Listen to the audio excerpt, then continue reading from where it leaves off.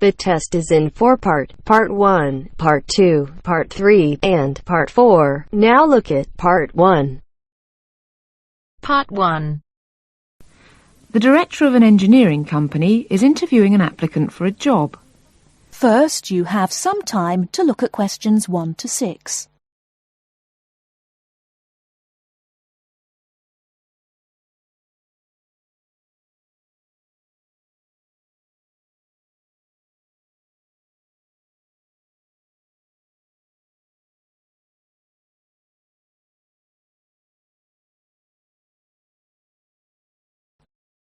Now we shall begin. You should answer the questions as you listen, because you will not hear the recording a second time. Listen carefully and answer questions 1 to 6. Good morning. It's Mr. Robinson, isn't it? Have a seat. Stephen Robinson. Yes. Is that S-T-E-V-E-N or P-H? It's V. OK. I've got your letter of application, but I need a few more details for the file. Now, you're from Manchester. What exactly is the address? Yes, it's Dynevor Gardens. That's D-Y-N-E-V-O-R. Prestwich. Thanks. And telephone? Well, it isn't mine, it's the landlord's, but I can be contacted. It's 483-250. Uh-huh. The landlord lives in, does he? Well, he has the flat downstairs, and he's a friend of the family anyway. I see. OK. According to your letter, I imagine you were born in, let me see, 1960? 61. Right. And the date? 12th of July. Thank you. And I believe you're married. No, I'm getting married, but not for a few months. Oh, sorry. Well, I mean, congratulations. Is it going to be in Manchester? Well, no, actually. My fiancée's from Wales, so we're getting married in her home village, near Bangor. Oh, how nice. Now, as you know, when you apply for a post with Williams Engineering, we need to find out a few things about both your academic background and more recent work experience, the latter being especially important in respect of this rather specialised position in the area of water management. First of all, A-levels. Yes, I've got 3. Geography, maths and physics. Geography, maths and physics. OK. Before you hear the rest of the conversation, you have some time to look at questions 7 to 10.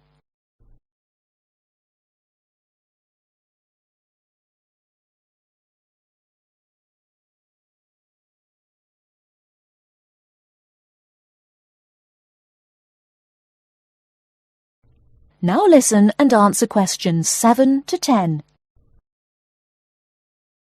And what about your degree? I went to Sheffield University and got an engineering degree, with water management as my specialisation. Uh-huh. And as for work experience, I started out after graduating in 1986 in China, working for the Chinese government. Did you work as a volunteer? No, I did get a nominal salary. It was a 2-year irrigation project. That sounds fascinating. How did you organise that? You say it wasn't a British company, then? No. My university had links with a Chinese engineering university, so it was organised at that level. And after that? Then I came back, moved to Manchester, and have been working with Latimer Engineering since then. And what exactly are you doing for Latimer? Oh, I'm working in irrigation again, this time as a project research assistant. Great. I've got your details. Now let's move on to a more general discussion about what we're looking for. That is the end of Part 1. You now have half a minute to check your answers.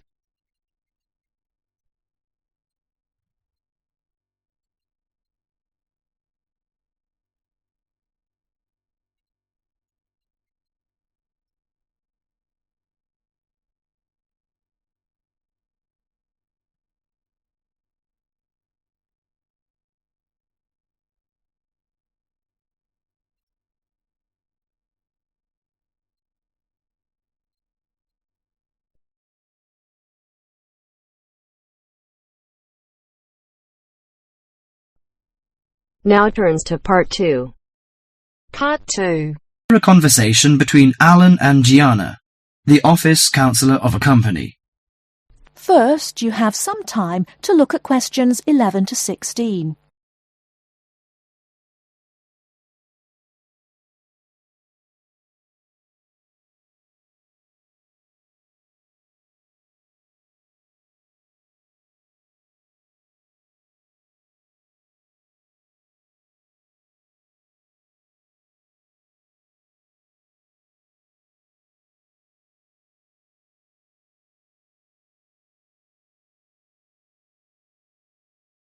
Now, listen carefully and answer questions 11 to 16.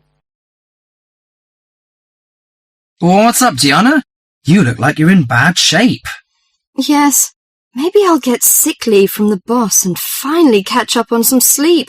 I've barely eaten and slept in days. Those are warning signs of occupational stress. How are things at work? Terrible. After all the layoffs lately, the workload is totally overwhelming for everyone that's left. So I spend every waking moment in the office. I'm kept busy all the time. So you need to take a few minutes break every so often to clear and refresh your mind. But my boss will complain I'm not hard-working. She's so capricious that you can't predict her reaction sometimes. Maybe your boss just doesn't have a clue about how much you're really doing. Keep her updated on your achievements and projects. Also insist that she prioritize everything so you can manage your time better. That's right. I suppose that would help me regain some sense of control, but I'm afraid that she'll take that as a sign of laziness and give me the axe. So take the initiative and hit the job hunting trail now. You'll be surprised at how many opportunities are out there. Well, that's encouraging. Anyway, you should cheer up and get rid of the situation. You know, according to a survey, about 40% of all people find their work very stressful, and 25% develop mental or physical diseases.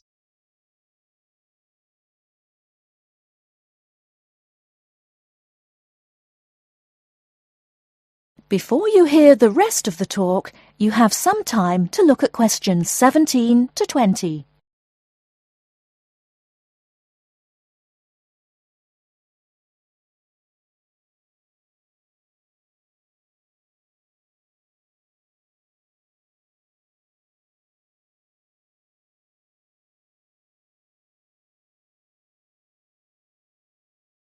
Now listen and answer questions 17 to 20.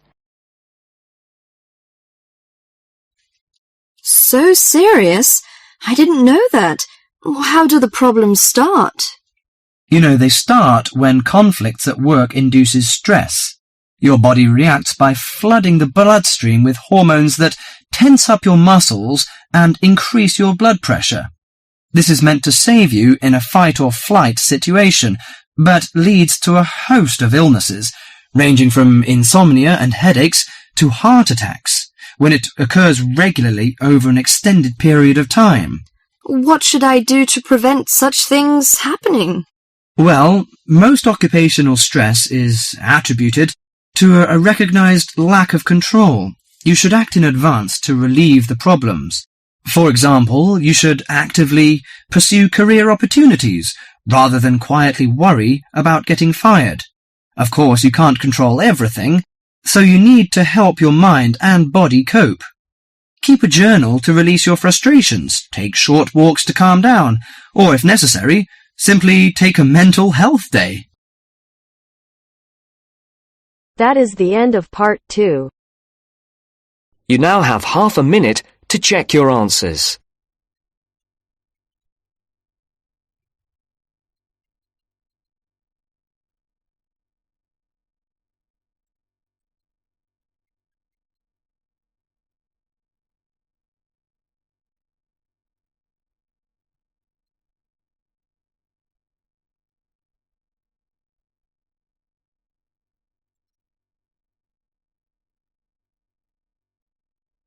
Now turns to part 3.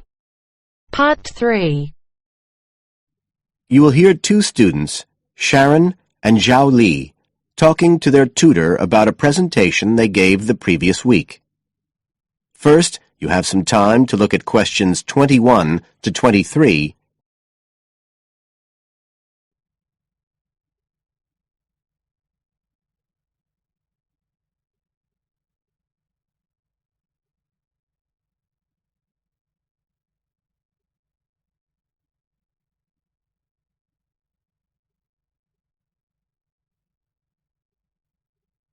Now listen carefully and answer questions 21 to 23. So, Sharon and Zhao Li, in your presentation last week, you were talking about the digital divide. the gap between those who can effectively use communication tools, such as the internet, and those who can't. And you compared the situation here in Northern Ireland with Southeast China. Right. So I asked you to do some self-evaluation, watching the video of your presentation and thinking about the 3 main criteria you're assessed by: content, structure, and technique. What do you think was the strongest feature of the presentation when you watched it? Sharon? Well, I was surprised, actually, because I felt quite nervous. But when I watched the video, it didn't show as much as I expected. So which of the criteria would that come under?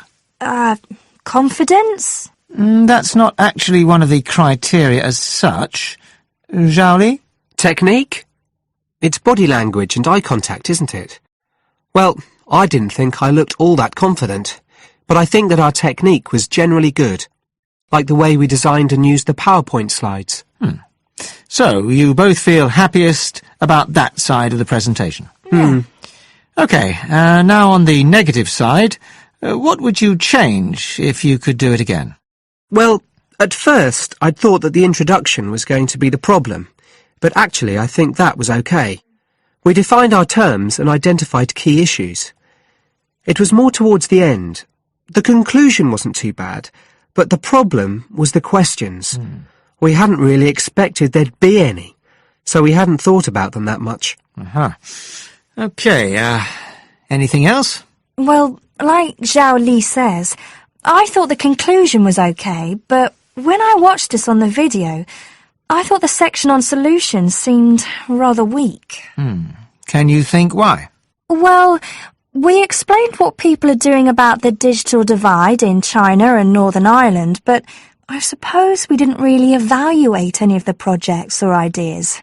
It was just a list, and that was what people were asking us about at the end, mostly. You now have some time to look at questions 24 to 30.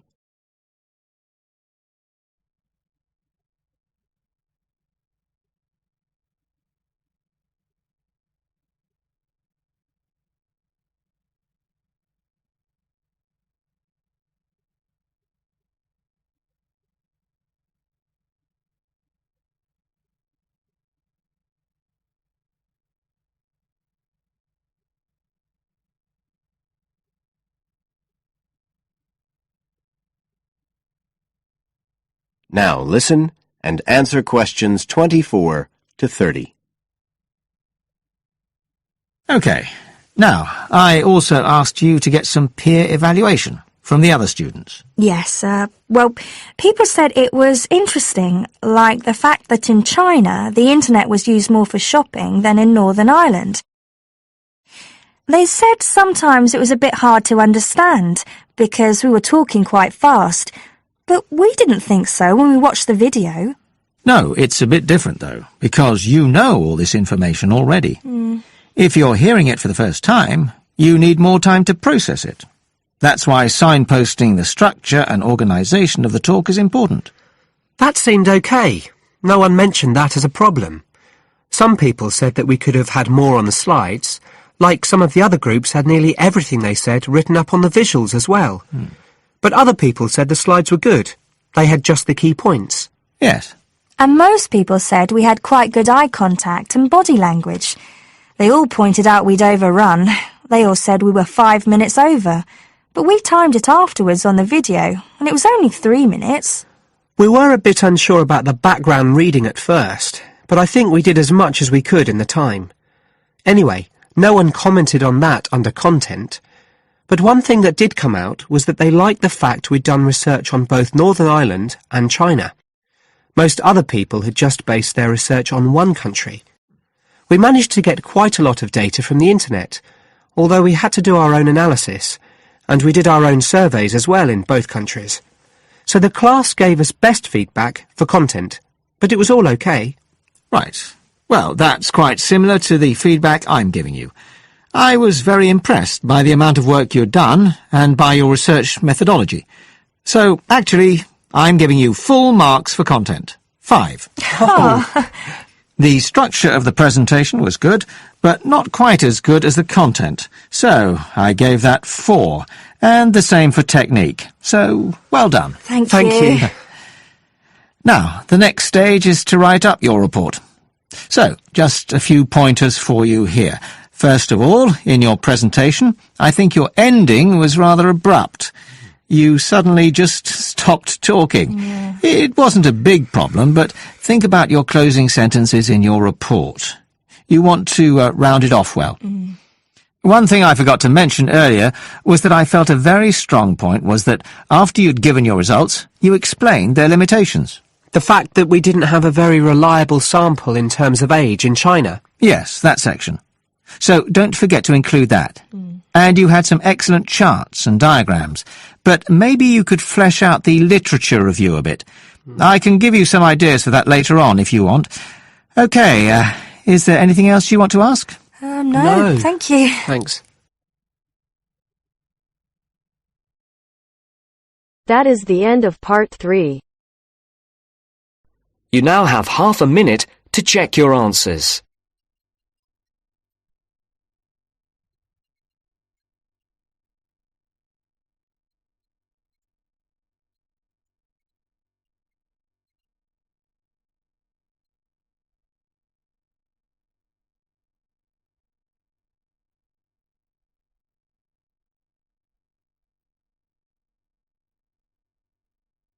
Part 4. Part 4.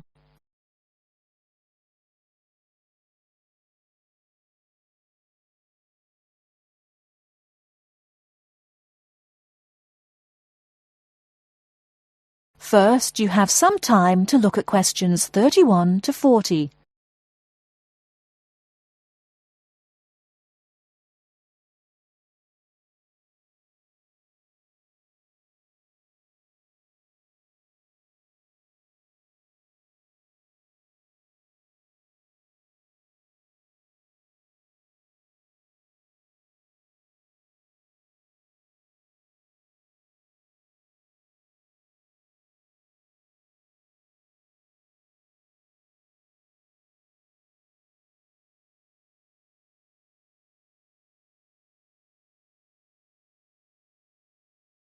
Now, listen carefully and answer questions 31 to 40. Good afternoon. I'm glad you all found your way here. Now I'd like Dr. Wallace to introduce us to the Arboretum. Good afternoon. Although at first glance the Arboretum may look like a park, it is a research and teaching facility that also provides a place for people to develop a positive relationship with nature. When then University of Wisconsin-Madison purchased the land, mostly during the 1930s, much of it bore little resemblance to its pre-settlement state. Instead, it had been turned into cultivated fields and pastures that had fallen into disuse. The university's Arboretum committee decided, early on, to try to bring back the plants and animals that had lived on the land before its development. Though they may not have anticipated it at the time, the committee's foresight resulted in the Arboretum's ongoing status as a pioneer in the restoration and management of ecological communities. In focusing on the re-establishment of historic landscape, particularly those that predated large-scale human settlement, they introduced a whole new concept in ecology: ecological restoration. The process of returning an ecosystem or piece of landscape to a previous, usually more natural, condition. Madison was a fast-growing city in the 1920s. Fortunately, some leading citizens recognized the need to preserve open space for Madison's residents. Most of the Arboretum's current holdings came from purchases these civic leaders made during the Great Depression. In addition to inexpensive land, the Depression brought a ready supply of hands to work it. Between 1935 and 1941, crews from the Civilian Conservation Corps were stationed at the Arboretum and provided most of the labor needed to begin establishing ecological communities within the Arboretum. Efforts to restore or create historic ecological communities have continued over the years, with the result that the Arboretum's collection of restored ecosystems is not only the oldest, but also the most extensive such collection. In addition to these native plant and animal communities, the Arboretum, like most arboreta, has traditional collections of labelled plants arranged in garden-like displays.